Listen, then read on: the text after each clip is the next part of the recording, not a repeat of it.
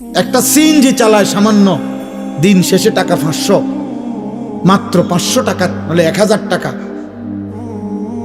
মাস শেষে হলে 25,000 টাকা কামাই করছে।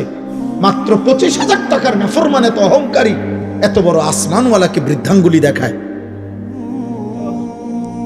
এই জন্য ইমাম গাজালি রাহমাতুল্লাহ বলছে, এই পৃথিবীতে সবচেয়ে অহংকারী নাফরমান কে?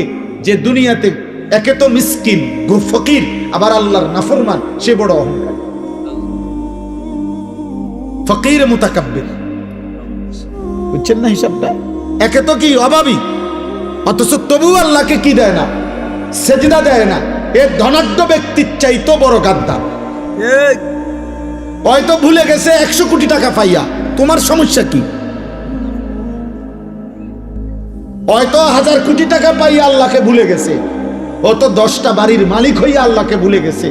ও তো 10টা মেল ফ্যাক্টরির মালিক হয়ে আল্লাহকে ভুলে গেছে। তুমি না ফরমান ভুললা কেমনে? তুমি তো দিন আইনা দিন খাও, তবুও কি আল্লাহরে মনে করো না কেন তুমি? অথচ নবী সাল্লাল্লাহু আলাইহি সাল্লাম কতটা খুশখবরি দিছিলেন যে আমার উম্মতের ফকির ইমানদার, আমার উম্মতের ধনী ইমানদারের 500 বছর আগে জান্নাতে চলে যাবে। সুবহানাল্লাহ।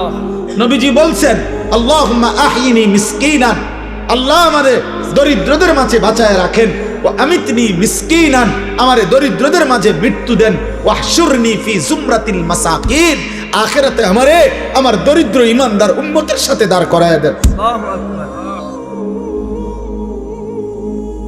নবী তো অভাবীকে বলে নাই।